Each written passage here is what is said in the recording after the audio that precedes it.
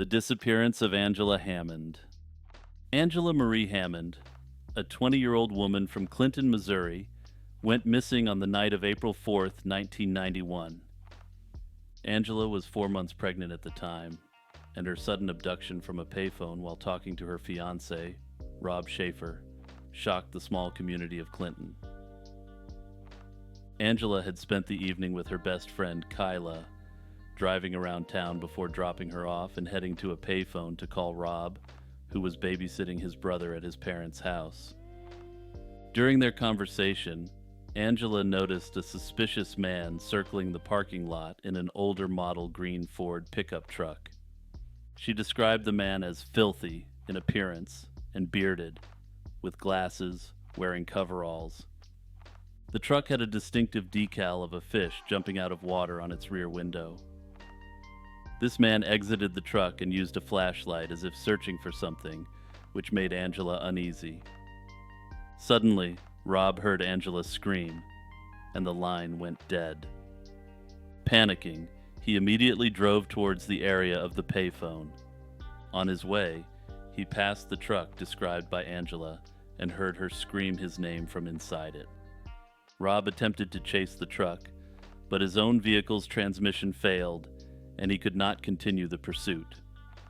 Initial investigations focused on Rob, as is common in such cases, but he was quickly cleared of any involvement after passing a polygraph test and corroborating his story with evidence. Witnesses reported seeing a man matching Angela's description of her abductor near the phone booth, driving a similar truck. Despite these leads, the case quickly grew cold. One theory suggests that Angela's abduction was a case of mistaken identity. Law enforcement later received a threatening letter directed at the daughter of an informant who bore a passing resemblance to Angela. This letter was postmarked on the same date as Angela's disappearance, suggesting that the abductor might have intended to target someone else. The authorities now consider this the leading theory of the case, which indicates that they likely know substantially more than they have publicly announced. Another theory connects Angela's disappearance to two other unsolved cases in Missouri. In the months surrounding her abduction, two other women, Cheryl Ann Kenny and Trudy Darby, were also abducted under similar circumstances. Trudy Darby's case ended tragically, and her assailants were convicted, but Cheryl Ann Kenny remains missing. Some investigators believe these cases might be linked due to the similarities in the modus operandi. Over the years, there have been numerous reported sightings of Angela in different states, and even in Canada, but none have been verified. The case remains open, with the Clinton Police Department continuing to solicit tips from the public. Angela's family continue to advocate for her and keep her story alive in the public eye, hoping that one day, new evidence or a witness will come forward to provide a key breakthrough. If you have any information related to Angela Hammond's disappearance, please contact the Clinton, Missouri Police Department. Havana Syndrome. Havana Syndrome is a mysterious and highly controversial condition that first came to public attention in late 2016. The first cases of Havana Syndrome were reported by U.S. and Canadian diplomats and intelligence personnel stationed in Havana. Affected individuals described experiencing strange, localized sounds and sensations, such as grating noises, pressure, and vibrations, often occurring in their homes or hotel rooms. These incidents were followed by a range of symptoms including headaches, dizziness, cognitive difficulties, and hearing loss. The symptoms have been severe enough in some cases to necessitate medical treatment, including hearing aids for some individuals. As of mid-2018, the number of Americans reporting symptoms in Cuba had reached 26, with similar cases reported among Canadian diplomats. These events led the U.S. to reduce its embassy staff in Havana and issue travel warnings. Initially, speculation centered on the possibility of a sonic or microwave weapon used by a foreign power, possibly Russia. Intelligence reports indicated that suspected Russian operatives were in close proximity to affected CIA officers during some incidents. Despite extensive investigations by the FBI, CIA, and National Institutes of Health, no definitive cause has been identified. A significant NIH study using advanced imaging techniques found no MRI-detectable brain injuries or significant clinical differences between affected individuals and healthy controls.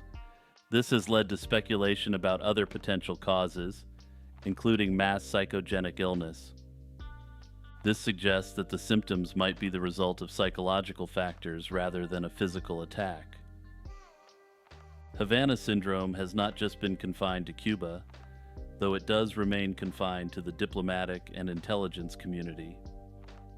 Similar cases have been reported by U.S. personnel in China, Russia, and several other countries. For example, incidents in China prompted the evacuation of staff from the U.S. consulate in Guangzhou. The CIA and other agencies have set up task forces to investigate the syndrome, but their findings remain inconclusive, at least publicly. In 2022, a CIA report stated that while most cases could not be linked to a hostile foreign power, a few incidents warranted further investigation. Despite years of investigation and various theories, the exact cause and nature of these health incidents remain unclear. Further, even if the true cause of Havana syndrome is uncovered, I suspect any findings may be suppressed to avoid international incidents and outrage. The disappearance of Paige Renosky. On May 24, 1990, Paige Renosky, a 30-year-old substitute teacher from Okemos, Michigan, disappeared. Paige Renosky's day started normally as she dropped her mother off at Detroit Metro Airport around 11:30 a.m. Afterward, she visited a friend in Canton Township and made a brief stop at a store to purchase a beer around 2:30 p.m. She then began her journey back home, but by 3:30 p.m., she was seen talking to two men next to a maroon or burgundy minivan on the shoulder of Interstate 96, near the Fowlerville exit. Her silver 1986 Oldsmobile Cutlass was found idling with the lights and radio on, the engine running, and her purse, shoes, and an open beer bottle inside the car. Witnesses saw Renosky gesturing and one of the men putting his hand on her shoulder, but no struggle was reported. The investigation into Renosky's disappearance has spanned decades, involving numerous tips and leads. Initially, there was no clear motive or any suspects. Over the years, several theories have emerged. Some believe Renosky may have stopped to help strangers in need.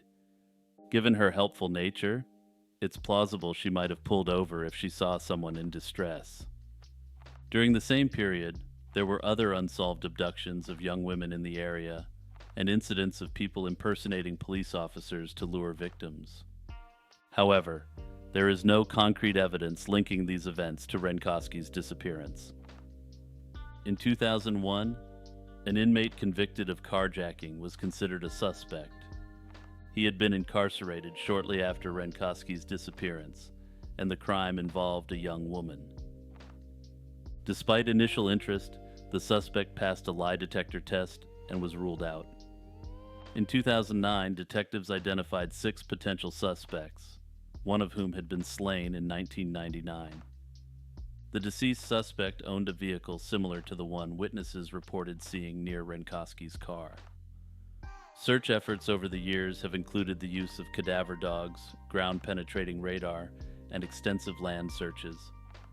Notable searches took place over the course of 2011, with ponds and other areas being searched extensively. However, unfortunately for her family, these searches yielded no results whatsoever.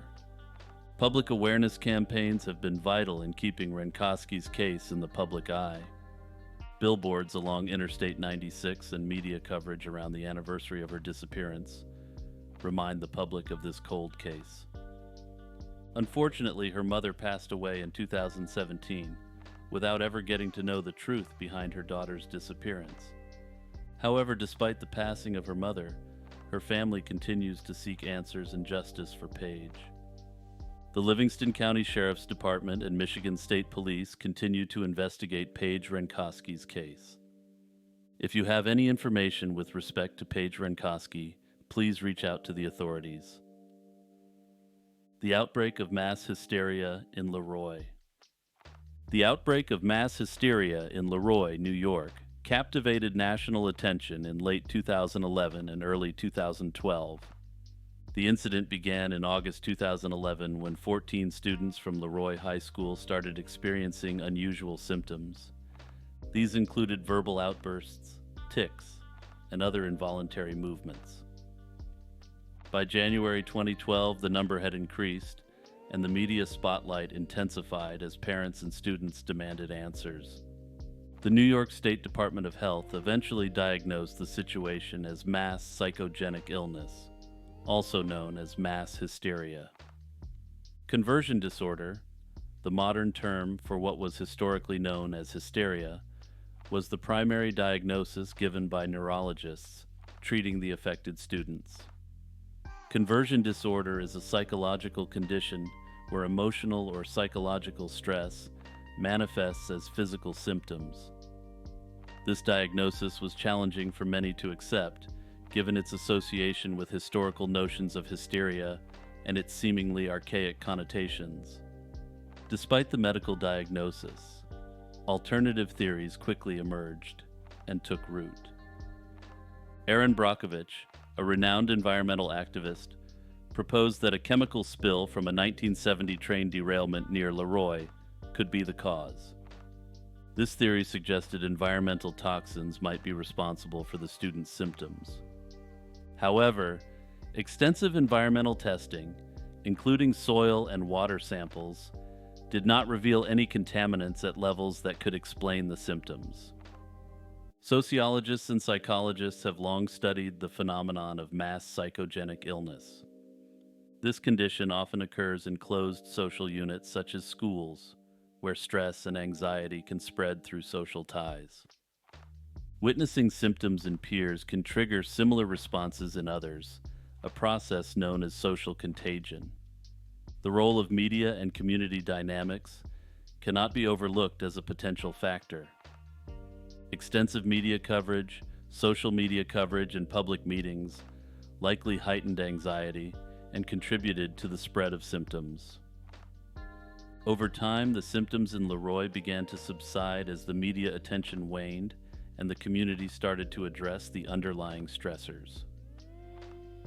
The world's oldest cat. Cream Puff, a cat from Austin, Texas, holds the world record for the longest-lived cat, having lived an extraordinary 38 years and 3 days. Born on August 3, 1967, and passing away on August 6, 2005, Cream Puff was owned by Jake Perry. Perry attributed her remarkable lifespan to a unique diet and a stimulating environment. And before I get into Cream Puff's unique diet, I feel the need to issue a disclaimer here. Do not replicate the diet given to Cream Puff with your cat. I'm no veterinarian, but I suspect this diet has the potential to be fatal to felines. Cream Puff's diet included dry cat food, supplemented with unusual items like broccoli, eggs, turkey bacon, and coffee with cream. Perry also gave her an eyedropper of red wine every 2 days, believing it helped circulate her arteries. This diet, although completely improper to negligent, seemed to work wonders for her longevity, according to Perry. In addition to her diet, Cream Puff enjoyed a highly engaging environment. Perry transformed his garage into a movie theater that played nature documentaries for his cats. He also built wooden steps along the walls of his home for the cats to climb and created a secure outdoor enclosure so they could safely experience the outdoors. These measures kept Cream Puff physically active and mentally stimulated, likely contributing to her long life. Jake Perry had a history of raising long-lived cats, and another cat he raised lived to be 34 years old. Perry's success in raising these cats has sparked much curiosity and admiration among cat enthusiasts and researchers alike, though certain practices have attracted ire. For instance, feeding coffee and alcohol to a cat. The story of Cream Puff raises interesting questions about the factors contributing to feline longevity. Cats generally live between 12 to 20 years, with those reaching 20 years considered quite old. Cream Puff's lifespan has prompted discussions and studies on the best practices for extending the lives of domestic cats. The exact reasons for her remarkable lifespan remain a mystery. And yeah, just a quick disclaimer once again, please don't attempt to replicate the dietary conditions Cream Puff had. To put it extremely bluntly, please don't feed your cat wine, coffee, or any of the other bizarre items fed to Cream Puff.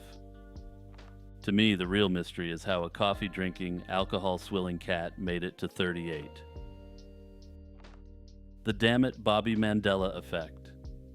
The Dammit Bobby phenomenon from the animated sitcom King of the Hill is an example of the Mandela effect.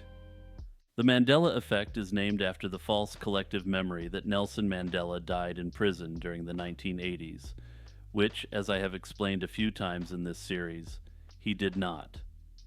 But first, a bit of background. King of the Hill aired from 1997 to 2010 and focused on the lives of the Hill family in the fictional town of Arlen, Texas. Hank Hill, a propane and propane accessories salesman, is known for his straightforward and conservative demeanor, often clashing humorously with his somewhat eccentric son, Bobby. The dynamic between Hank and Bobby is a central theme of the show, and the mismatch between the two ensures that, to quote TV Guide, hilarity ensues. Hank is often misremembered as frequently saying the phrase, "Damn it, Bobby." While Hank, voiced by series creator Mike Judge, does express frustration with his son Bobby numerous times throughout the show's run, he does not use this exact phrase. Instead, he uses variations like "dang it, Bobby" and "that boy ain't right," and other exasperated expressions. The widespread belief that "damn it, Bobby" is a recurring catchphrase is an example of how collective memory can be altered over time. Further, Hank does say "damn it" in relation to other characters on the show, and can frequently be heard uttering the phrase "damn it, Bill" or "damn it, Dale" to these respective friends. In examining why "damn it, Bobby" became so widely misremembered, it is essential to consider the role of internet culture and memes. The phrase has been popularized through various online platforms, including forums, meme generators, and social media posts, where users repeatedly attribute the phrase to Hank Hill. This repetition solidifies the false memory, making it seem more authentic to both casual viewers, die-hard fans of the show, and even people who have never watched an episode. Given that Hank Hill is a fairly frequent subject of memes, even someone who has never watched the show may be aware that he sells propane and propane accessories. As such, much like with the "Beam Me Up Scotty" Mandela effect, the saying achieved virality beyond the actual fan base at the cost of accuracy. The Berkeley Mystery Walls. The East Bay Walls, a network of stone walls scattered across the hills surrounding the San Francisco Bay Area, have intrigued locals and researchers for over a century. Known variously as the East Bay Walls or the Berkeley Mystery Walls, these structures stretch intermittently from Berkeley to San Jose. They encompass several regional parks such as Tilden Regional Park and Mission Peak Regional Preserve. The origins of these walls are unknown. Early Spanish settlers noted their presence, but even the indigenous Olón people claimed the walls predated their arrival in the area. The walls are composed of large boulders and stones, some weighing as much as a ton, arranged in linear and sometimes circular formations. Despite extensive study, no definitive documentation exists regarding when or why they were built. Early hypotheses suggested that the walls were constructed by European settlers as livestock corrals or property boundaries. However, these ideas were challenged by the wall's apparent antiquity, as some sections are deeply embedded in the earth. One of the more outlandish theories was proposed by Dr. John Fryer, a professor of Oriental languages at UC Berkeley in 1904. He speculated that the walls were built by ancient Chinese settlers due to their resemblance to wall-building traditions in China. Needless to say, the theory that the Berkeley Mystery Walls are a miniaturized version of the Great Wall of China has not gained any mainstream support. Another theory posits that the walls were built for hunting purposes by Native American tribes, though this is also speculative. Various artifacts have been found in proximity to the walls, including stone axes and pottery fragments. In recent years, archaeologists have conducted detailed surveys of the walls, measuring and mapping their extents to protect them from development. Some researchers have explored the idea that the walls might have served as ancient navigational aids or held some spiritual significance. Despite these investigations, many questions remain unanswered. The exact age of the walls is still unknown, with estimates ranging widely. More recent studies, using modern dating methods, suggest they were constructed in the mid-19th century. As such, it looks as though the original hypothesis that they were built by Europeans may be accurate after all. The Nykur. The Nykur is a mythical creature from Icelandic folklore and the folklore of the Faroe Islands. It is often described as a sinister, horse-like being that resides in bodies of water such as lakes and rivers. The Nykur's primary characteristic is its gray color and backwards hooves, which distinguish it from ordinary horses. Its skin is extremely sticky, making it impossible for anyone who mounts it to dismount until it plunges into the water, dragging its rider into the depths. The origins of the Nykur are deeply rooted in the folklore of Iceland and other Scandinavian countries. This creature is part of a broader tradition of water spirits and demons prevalent across northern Europe. These creatures were often used in tales to warn children and travelers of the dangers lurking in natural bodies of water, serving as cautionary figures. The Nykur appears as a beautiful horse ripe for the taking, which makes it enticing to unsuspecting passers-by. I note that there is an undercurrent here that an honest person can't be tricked by a Nykur, since an honest person coming across a horse in this state would assume someone owns it. When someone mounts the Nykur, they find themselves stuck due to its adhesive skin. The creature then bolts towards its underwater home, ensuring its rider's demise. In some tales, it is said that calling out the Nykur's name can repel it back into the water, providing a means of escape for the victim. Christian practices, such as making the sign of the cross, are also believed to offer protection against the horse fiend's malevolent intentions. Numerous stories about the creature have been passed down through generations. One fairy tale, The Nykur's Bargain, tells of a fisherman named Jovan who encounters the Nykur. The creature offers him unparalleled fishing luck in exchange for a promise to return in 1 year and allow the Nykur to claim whatever, quote, lived closest to his heart. Jovan, eager for success, agreed, leading to a year of prosperity before the fulfillment of the bargain. However, Jovan came out ahead in the deal because in the meantime he had a newborn daughter to whom he had composed a song, and the song, quote, lived closest to his heart. Jovan sang to the Nykur, and the creature went back into the sea permanently.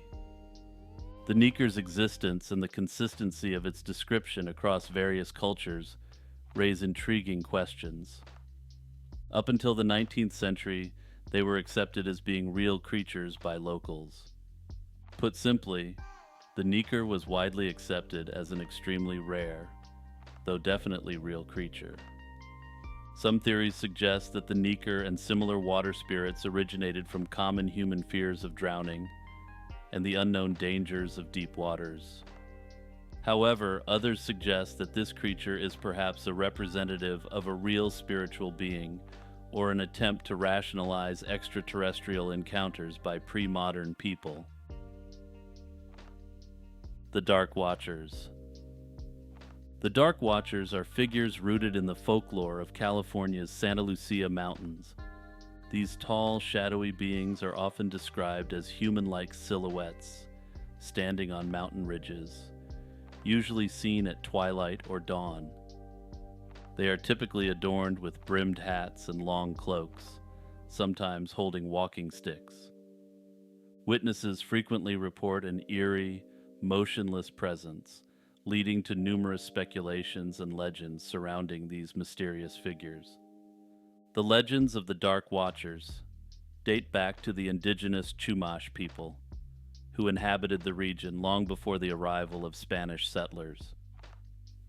The Spanish, who arrived in the 1700s, named these figures Los Vigilantes Oscuros, or the Dark Watchers in English. Sightings of the Dark Watchers are typically reported by hikers and travelers. One account from a high school principal in the 1960s describes a dark figure standing on a rock, which vanished when he called out. Some suggest they are optical illusions, or the result of pareidolia, where the brain interprets random patterns as familiar shapes. This phenomenon can be enhanced by mist and the play of light and shadows, creating the illusion of large, shadowy figures. Another scientific explanation involves the Brocken specter, an optical illusion where the observer's shadow is cast onto a cloud, appearing enormous and ghostly. Infrasound, or low-frequency sounds that can cause feelings of unease and anxiety, has also been suggested as a possible explanation. This natural phenomenon can occur more commonly in mountainous regions, potentially leading to reports of eerie experiences and sightings. The gashadokuro. The gashadokuro is a fearsome yokai from Japanese folklore, often depicted as a giant skeleton formed from the bones of people who perished from starvation or in battle. Yokai are spiritual entities found throughout Japanese folklore and religion, and cover a wide variety of creatures from ghosts to cryptids to household goods which have become sentient. The name gashadokuro combines the Japanese words for starving, gasha, and skeleton, dokuro, hinting at its horrific origins. The earliest records of the gashadokuro trace back to the 10th century, particularly associated with the samurai Taira no Masakado's rebellion. After his defeat, legends tell of his daughter, Takayasha Hime, a sorceress who summoned a gashadokuro to avenge her father's death. This giant skeleton terrorized the enemies, but ultimately went on a rampage, indiscriminately attacking humans. A gashadokuro stands at an imposing height of at least 30 feet. Its skeletal frame is devoid of flesh, held together by unknown forces, and its eyes are described as burning yellow or green. This yokai moves with surprising speed and agility, often silently, which makes it a formidable and elusive predator. The gashadokuro is predominantly nocturnal, becoming active after midnight. It roams the countryside searching for humans, driven by an insatiable hunger for souls. One of its most terrifying abilities is its power to become invisible, making it nearly impossible to escape once it has targeted a victim. When angered, a gashadokuro's skeletal frame can light up with fire, adding to its fearsome appearance. It also has the ability to regenerate and grow larger by incorporating the bones of its victims into its own structure. Some legends even suggest that it can create additional skeletal arms to capture more prey. Legends advise that if you hear the sound of rattling bones and experience a loud ringing in your ears, it might be a sign that a gashadokuro is nearby. The best course of action is to seek immediate shelter and remain hidden until daylight, as the creature is said to vanish with the dawn. There are no known methods to slay a gashadokuro, and surviving an encounter with one is primarily attributed to luck and quick thinking. The gashadokuro serves as a potent symbol in Japanese culture, representing the dire consequences of neglecting the dead and the importance of proper burial practices. It also embodies the themes of unresolved anger and the cyclical nature of vengeance, acting as a cautionary tale about the horrors of war and famine. Also, I'm sure this creature looks somewhat familiar to a certain segment of my audience, and I'm guessing you may not be sure why. Zombor, an early and particularly menacing boss from the critically acclaimed 90s JRPG Chrono Trigger, is based on the gashadokuro. Also, if you're interested in yokai, I have an entire iceberg video dealing with them, which I've pinned in the comments below. If you've enjoyed this video, make sure to like, subscribe, and hit that notification bell. Also, don't forget to hit the share button if you know someone who might appreciate it. Make sure to check out the YouTube membership and Patreon. You can support my channel for as little as 99 cents a month. Shout out to my patrons Noah Schubert, Iced Mocha, Kurt the Squirt, Monoxide Wendigo, Jeffer Metcalf, Z Volts, Director Delta, Unknown Delusions, Faye, Jack Russell, Boomslang, Spookiest Becky, Vespertine, Metanova, and Blasphemous. Big shout out to YouTube member Jordan All. Until next time, stay safe and healthy. Peace out, everyone.